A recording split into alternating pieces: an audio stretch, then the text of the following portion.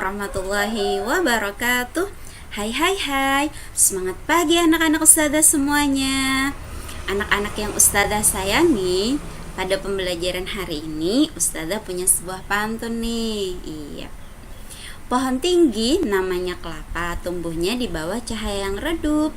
Hari ini kita kembali belajar IPA tentang ciri-ciri makhluk hidup. Yeay. Oke, seperti pantun yang ustazah sampaikan tadi, pada pembelajaran kita hari ini kita akan mempelajari seputar makhluk hidup. Oke, iya. Adapun tujuan pembelajaran kita pada hari ini adalah yang pertama, kalian dapat membedakan makhluk hidup dan tidak hidup. Kemudian yang kedua, kalian dapat menjelaskan apa saja ciri-ciri makhluk hidup. Iya. Nah, sekarang kita simak dulu gambar berikut ini. Ada dua buah gambar. Iya, apa ya perbedaan dari kedua gambar ini? Gambar 1 dan gambar 2. Kita lihat dulu isi dari gambar 1. Ada kaos kaki, ada meja, ada boneka, ada sikat, ada mobil. Pada gambar 2 ada manusia, ada hewan, ada tumbuhan. Oke, kira-kira apa ya perbedaannya anak-anak ustazah? Pasti mudah ya membedakannya. Ya, kalau dilihat dari isi masing-masing gambar, pada gambar 1 itu semua bendanya di sana adalah benda yang tidak bisa digerakkan. Nah, kalau mobil memang bisa bergerak ya anak-anak, tapi dengan bantuan mesin. Nah, sedangkan pada gambar 2 semuanya bisa bergerak sendiri. Ya tidak? Tumbuhan gimana ustazah bergeraknya? Nah, nanti akan kita simak ya di slide berikutnya.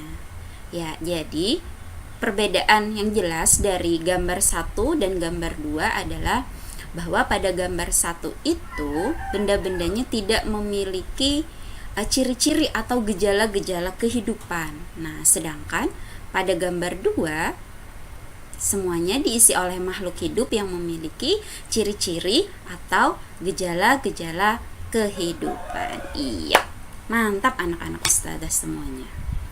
Next ya, kita materi berikutnya. Nah, kita masuk pada ciri-ciri makhluk hidup. Oke. Ada yang tahu nggak? Ada berapa ciri-ciri makhluk hidup itu? 2, 3, 4, 10? Ada berapa ya? Nah, kita simak ya. Nah, berikut ini ciri-ciri yang dimiliki makhluk hidup. Yang pertama, dia memerlukan makan. Ya, perlu makan. Kemudian yang kedua, bernapas, menghirup oksigen ya. Kemudian yang ketiga, berkembang biak ya. Yang ketiga adalah berkembang biak. Yang keempat adalah menanggapi rangsang. Oke, seperti apa menanggapi rangsang? Nanti kita masuk pada slide berikutnya untuk penjelasannya. Kemudian yang kelima adalah bergerak. Oke, bisa bergerak ya seperti ustazah nih, bergerak-gerak. Kemudian yang keenam, mengeluarkan zat sisa. Yang ketujuh, tumbuh dan berkembang. Ya. Serta yang kedelapan adalah menyesuaikan diri terhadap lingkungan atau beradaptasi. Oke, jadi ciri-ciri makhluk hidup itu ada berapa anak-anak ustazah? Ya, ada 8. Mantap. Nah, ini kita lihat dari gambar-gambar ini ya. Nanti lebih jelasnya kita simak di penjelasan berikutnya. Oke, jangan kemana-mana. Ya, kita masuk pada penjelasan yang pertama, memerlukan makan.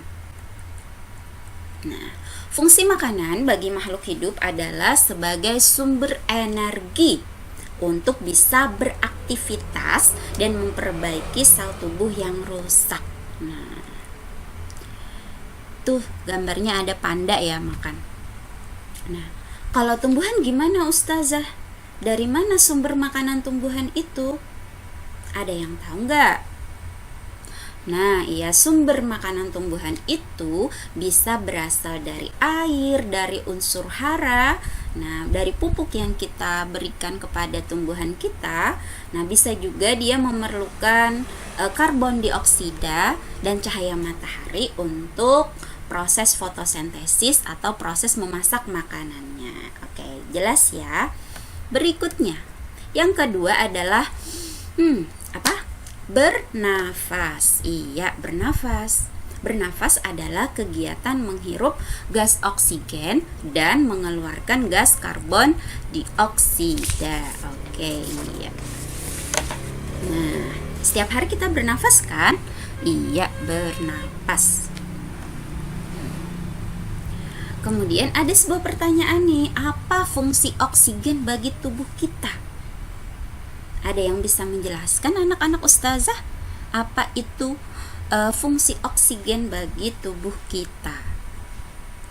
Nah, iya, fungsi oksigen bagi tubuh kita itu adalah sebagai proses respirasi, yaitu mengubah makanan menjadi energi, karbon dioksida dan air. Iya, jelas ya anak-anak ustazah. Berikutnya adalah berkembang biak, atau bereproduksi ya, bahasanya bereproduksi. Tujuan makhluk hidup adalah untuk melestarikan jenisnya. Iya, itu seperti kera yang ada di gambar sana, dia memiliki anaknya, menyayangi anaknya karena dia melestarikan jenisnya dengan cara berkembang biak. Oke, sudah ada 3 ciri-ciri makhluk hidup yang kita bahas di sini. Semoga ingat ya. Yang pertama adalah memerlukan makan. Yang kedua adalah bernafas. Yang ketiga adalah berkembang biak ya. Bisa gerakannya seperti ini. Berkembang biak. Oke, iya. Ciri yang keempat adalah menanggapi rangsang. Nah, makhluk hidup menanggapi rangsang untuk bertahan hidup, menghindari bahaya, dan menyesuaikan diri dengan lingkungannya. Oke, rangsangnya itu bisa berasal dari cahaya, berasal dari getaran suara, panas dan dingin, berupa sentuhan, bisa juga dari rangsangan bau. Misalnya, kita bisa mengenali aroma bau yang sedap ataupun yang tidak sedap ya. Oke, baik, kita masuk pada ciri yang kelima.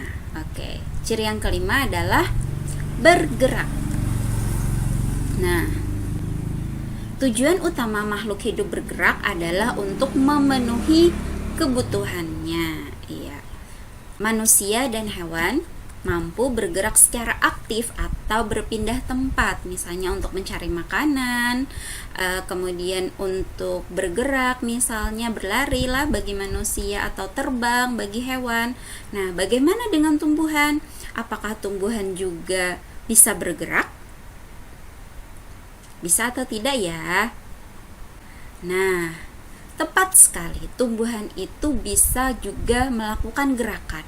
Tapi, gerakan tumbuhan itu berbeda dengan gerakan hewan dan manusia. Nah, gerakan tumbuhan itu dia disebut sebagai bergerak secara pasif, artinya tidak bisa berpindah tempat atau tidak bisa bergerak bebas seperti hewan ataupun manusia. Nah, contohnya misalnya seperti gambar ya. Nah, di situ ada tanaman yang gerakan daunnya mengarah kepada cahaya lampu. Iya, artinya itu menunjukkan bahwa tanaman pun bisa mengalami pergerakan. Iya, oke. Nah, kalau untuk ciri yang keempat ini bisa gerakannya untuk mengingatnya lah. Nah, kalau menanggapi rangsang berarti seperti ini. Agak silau seperti itu. Nah, menutup mata. Nah, iya. Kalau ciri yang kelima yaitu bergerak ya, seperti ini. Nah, seperti ini kita bergeraknya ya. Bisa diingat, kalau menanggapi rangsang seperti ini, kalau bergerak seperti ini. Oke, kita lanjutkan pada ciri yang keenam. Pada ciri yang keenam yaitu mengeluarkan zat sisa.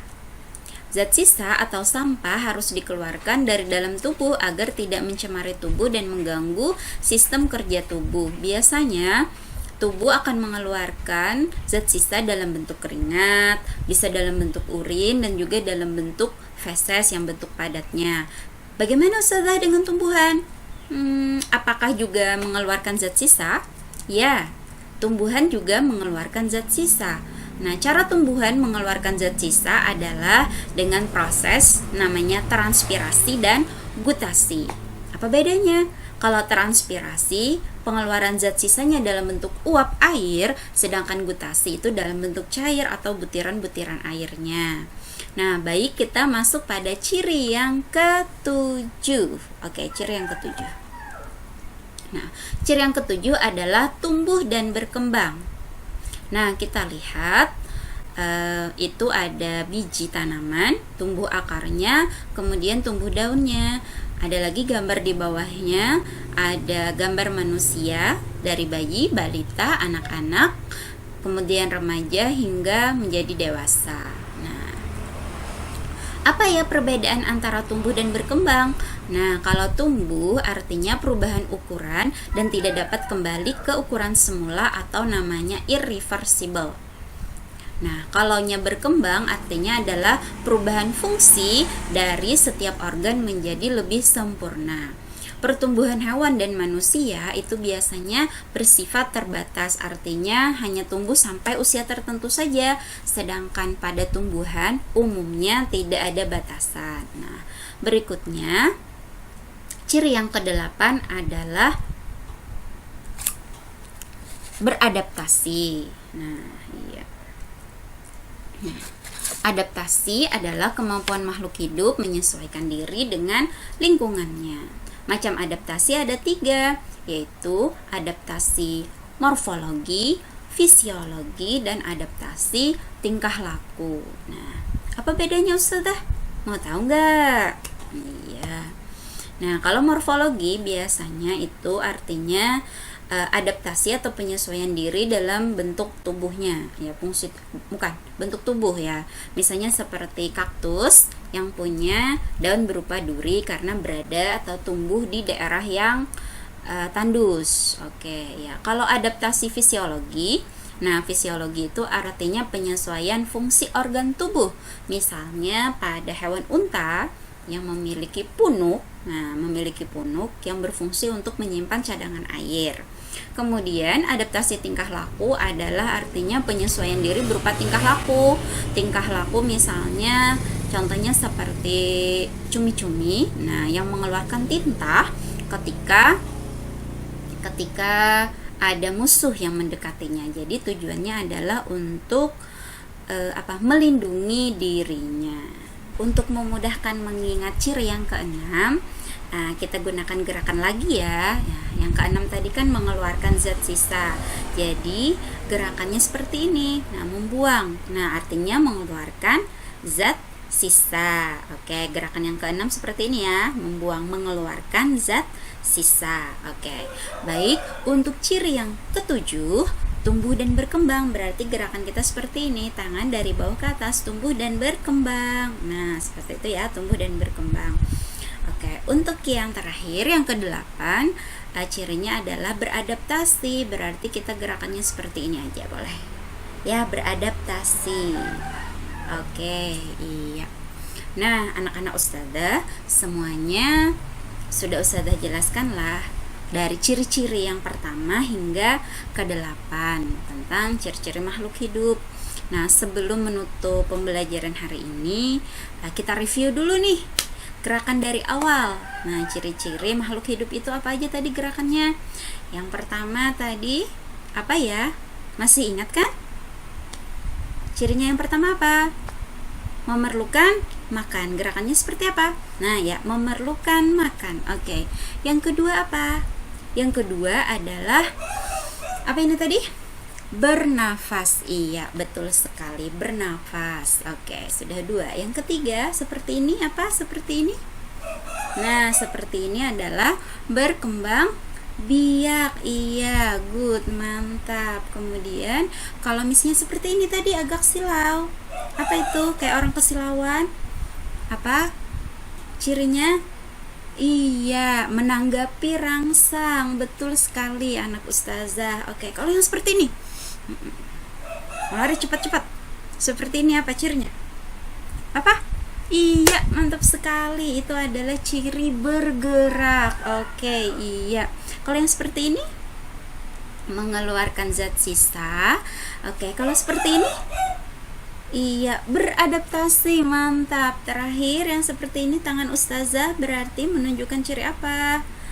Tumbuh dan berkembang. Iya, good job anak-anak ustazah semuanya, kalian luar biasa. Oke, karena pembelajaran kita sudah selesai, untuk lebih memantapkan lagi, nah ini ada ustazah punya sesuatu. Oke, ayo kita berlatih.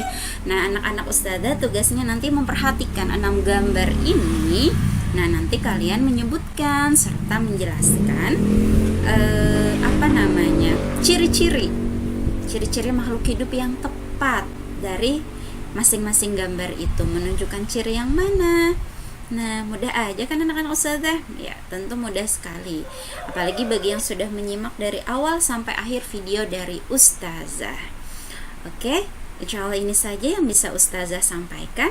Terima kasih atas perhatiannya. Wassalamualaikum warahmatullahi wabarakatuh.